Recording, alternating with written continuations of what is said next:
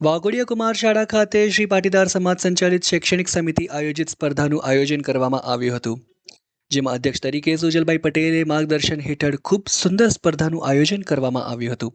આ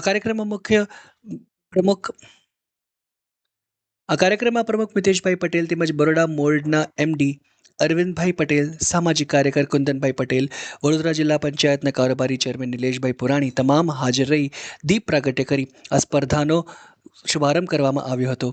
આ સ્પર્ધામાં મોટી સંખ્યામાં સ્પર્ધકો અને વાલીઓ તેમજ સમાજના આગેવાનો હાજર રહ્યા હતા. આ સ્પર્ધામાં વર્ષ દરમિયાન શિક્ષણમાં સફળતા પામેલ તેજસ્વી તારલાઓને ઇનામ આપી પ્રોત્સાહન આપવામાં આવ્યું હતું. તમને ખબર છે, ભોજન અને ચારા માટે પાકની ખેતી કરવી. હું 12 માસ વિવિધ જાતના પાકની ખેતી કરું છું, જેવા કે તુવેર, મગ, શેરડી, વાલ, ચણા. મારું જીવન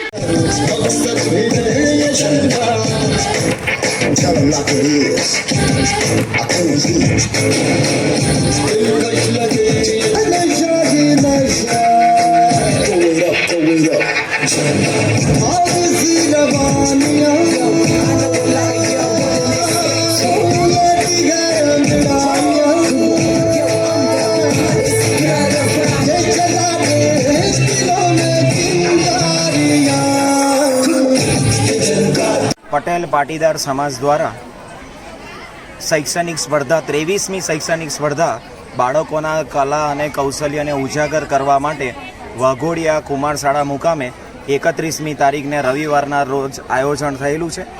દર વર્ષે આ પટેલ પાટીદાર સમાજ દ્વારા અનેક ગામોની અંદર આવું સ્પર્ધાનું આયોજન થતું હોય છે, જેમાં ખૂબ મોટી સંખ્યાની અંદર બાળકો ઉપસ્થિત થતા હોય છે. માત્ર સ્પર્ધા જ નહીં, પરંતુ બાળકોએ વર્ષ દરમિયાન પોતાની શૈક્ષણિક કારકિર્દીમાં જે તેજસ્વી તારલાઓ છે, જેઓ સારા ટકાએ ઉત્તીર્ણ થયેલા છે, તેઓને પણ સમાજ દ્વારા પ્રોત્સાહક ઇનામ આપવામાં આવે છે, તેમનું પણ સન્માન કરવામાં આવે છે.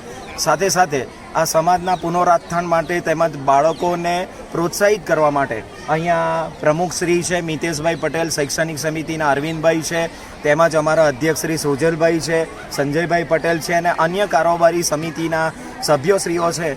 તે પણ જ્યારે પણ આ બાળકોને કંઈ પણ જરૂરિયાત હોય શૈક્ષણિક રીતે, પછી એ બાળક ભણવામાં એમને કંઈક તકલીફ હોય તો સમાજ એમની પડખે ઊભો રહે છે. આજે